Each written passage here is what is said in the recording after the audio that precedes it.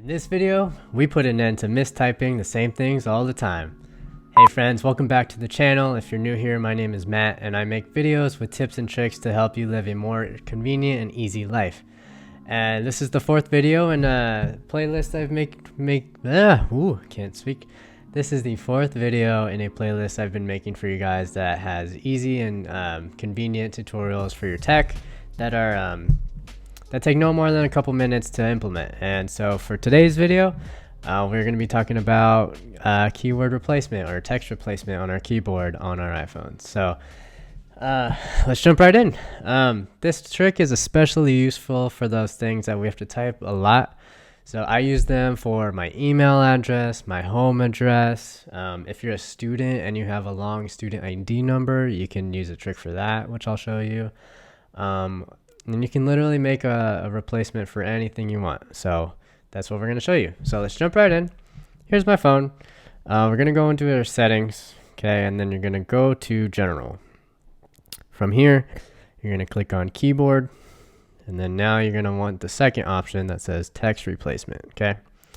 So here's where everything is going to happen. So we're going to hit the blue plus button right here. And now we got two options. We have phrase and we have shortcut. Okay. Phrase is the actual thing that we want to type out correctly every single time. Shortcut is going to be the shortcut that we're going to use. So I'll explain it.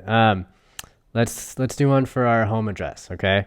So say that you live on 1234 Main Street. Yeah. 1234 Main Street. Okay. Actually, 1234, really long street name. Okay. And so obviously we're not going to want to type in 1234 really long street name, right? So for our shortcut, I'm going to put ADDR. Okay. And we're going to hit save.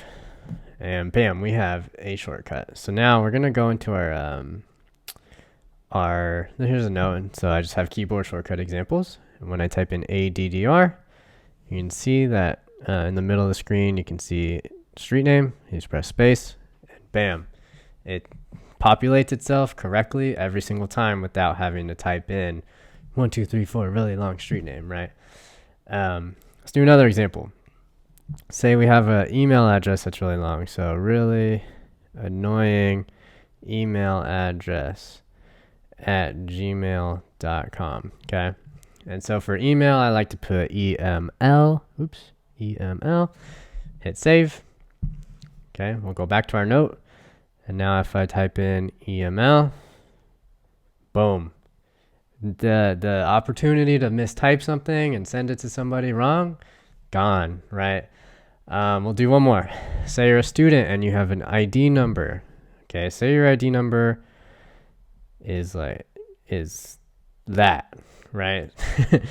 And I know it's not, but for the sake of this example, we're just going to use a really long number. But anyways, we can make a shortcut that says IDN.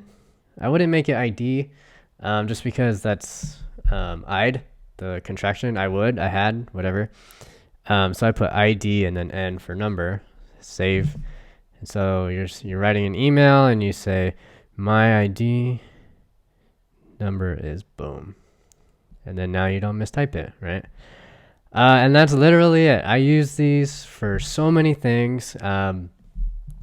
Chick-fil-A is an annoying restaurant name to type in because it has dashes and capitals and misspelled words. And not misspelled words, but fill is not exactly a word. And it's just a lot easier to make a shortcut that says CFA and then Chick-fil-A pops out, right? So you can use them. I've used them for the days of the week. If you're into cryptocurrencies, you can put BTC and have Bitcoin pop out. Or if you use Peloton, you can put Peloton because Peloton always gets autocorrected. There's so many different shortcuts that you can make, and so you guys be creative and see what you come up with. Let me know what shortcuts you do come up with, because I have some that I really like and which I just shared a bunch with you. But I'm always looking for more and looking for ways to make my life easier as well. So If you like this video, consider subscribing, hit the like button, share it with somebody who you think would benefit from it. This was the 4th video in my easy and convenient playlist with, I don't know, I can't speak right now.